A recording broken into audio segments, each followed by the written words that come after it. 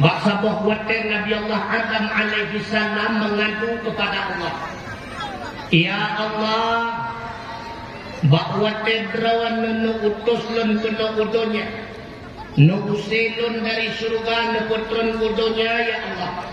Lebih kurang 20 tahun ulun tuan taubat beribadat kepada drawan ya Allah.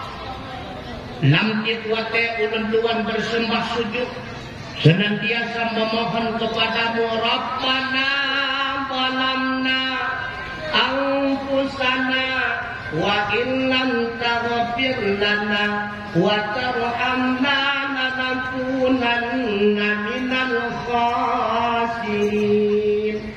Ya Rabbi ya Maulana ya Tuhan kamu nyokaro membalimi diri kau putra menyahanu ampun kamu anu rahmat kepada kamu sungguh roh kamu dalam kelompok urung yang rugak ya Allah. Lebih kurang 20 tahun bulan Tuhan bersembah sujud kepada Tuhan ya Allah. Akan tetapi cuma di kota Mekah taubat dan menerima oleh Tuhan ya Allah umat Muhammad. Ketika mereka melakukan maksiat, melakukan kesalahan, melakukan dosa kepadamu ya Allah, dimanapun mereka bertobat bersembah sujud kepadamu, puku diulai Ramadan, puku diulai Tutua, puku ijat rungcat muruk, dimanapun mereka bertobat engkau menerima taubatnya ya Allah. Nabi Adam cemburu kepada dekanya. Yang kedua kata Nabi Allah Adam, ya Allah, bahwa ulun Tuhan berbuat salah kepadamu di dalam surga.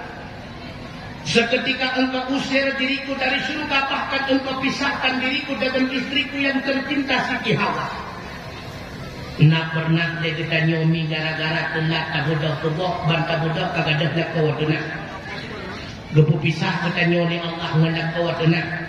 Paling-paling kebudah kerja kedai kopi, ya dia kopi yang gadah bibit penhana. Nabi Allah akan berpisah oleh Allah dengan istri tercinta Siti Hawa. Umat Muhammad berapa banyak mereka berbuat salah kepadamu dan dosa kepadamu ya Allah, tapi mereka tidak pernah untuk pisahkan daripada orang yang mereka cintai. Ya Allah, bahwa ulun Tuhan berbuat salah kepada drawan di dalam surga ya Allah, seketika ulun Tuhan netelanjang nilai drawan ya Allah hana nabi pakaian. Tapi berapa banyak umat Muhammad yang melakukan maksiat tanpa pakaian. Cukuplah umat Muhammad ya Allah melakukan maksiat hana ikut bajai. Urung buat dina nak pakai bajai syar'i. Bukan esok bajai syar'i dina. Tapi selesai mereka berzina ya Allah, tetap engkau berikan pakaian kepadanya. Ya Allah, bahwa ulun Tuhan kubut salah kepada drawan ya Allah. Ulun Tuhan mengusir drawan dari surga ke dalam dunia. Tapi umat Muhammad ketika mereka berbuat salah kepadamu di dalam dunia, lalu mereka bertaubat seketika, lalu engkau masukkan mereka ke dalam surga. Nabi Adam cemburu kepada getanya.